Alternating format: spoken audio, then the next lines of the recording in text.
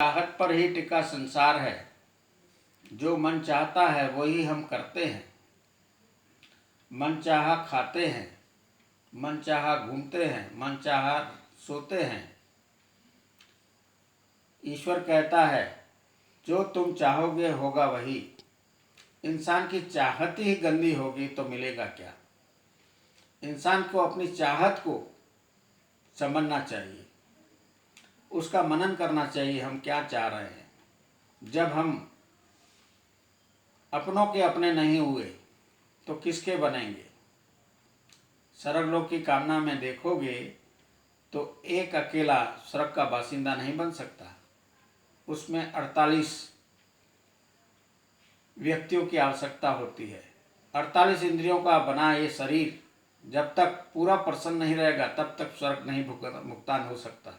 जैसे आपको शरीर में कहीं भी चोट लगती है तो पूरा शरीर परेशान होता है, वैसे ही हमारे घर के सदस्यों पर किसी को भी आपत्ति आती है तो पूरा परिवार दुख में पीड़ा में आ जाता है।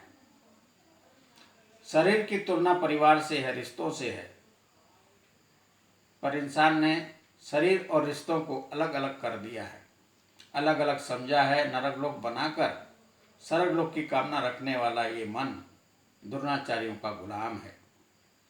गुलामी की जंजीरों को तोड़ो, गुलामी की जंजीरों से बाहर निकलो और समझो मेरा कर्तव्य क्या। जब हम कर्तव्यों का पालन करेंगे तो रिश्ते निभेंगे और चलेंगे। निभाना और तोड़ना सब हमारे हाथ में है। हम मुंह मोड़ देते हैं, रिश्ता तोड़ देते हैं या जोड़ देते हैं, यह दूसरे की समझ नहीं होती। अपनी समझ होती है जिस पर तोड़ते और जोड़ते हैं, खाते हैं, पीते हैं, रहते हैं, सुनते हैं, सब हम अपनी समझ पर करते हैं और ईश्वर को दोषी बना देते हैं। ईश्वर अर्थात यीशु, हमने जीवन भर दूसरों में दोष देखना आरंभ किया है और देखते हैं। अपने दोष कभी नहीं देखे और द्वेषी बनकर हम अपने रिश्तों से कटते कटते अकेले होते चले जा रहे हैं और दुर्नाचारी अपना एजेंडा फूट डालो शासन करने में सक्सेस हो गए। जब हमारी समझ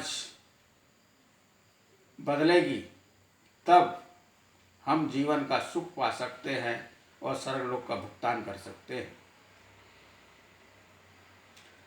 जीवन में पाना और खोना स्वयं के हाथ होता है। स्वयं पाते हैं, स्वयं खोते हैं, पर हम दूसरों पर दोष थोपते हैं। जब पाते हैं तो मैं अपनी बुद्धि से पाया, खोया तो दूसरे की बुद्धि से मैं खोया।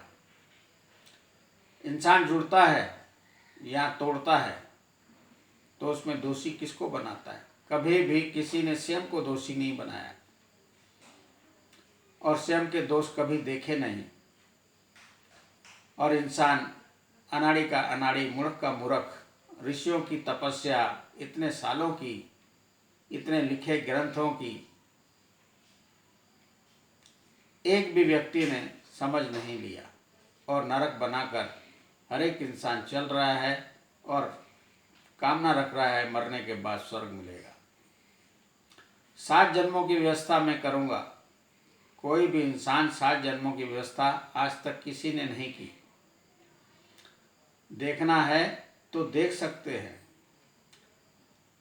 भीष्म में जन्मी संतान पिता का वंश होता है, अर्थात 1 3 5 7 9 11 में जन्मी संतान पिता का वंश होता है।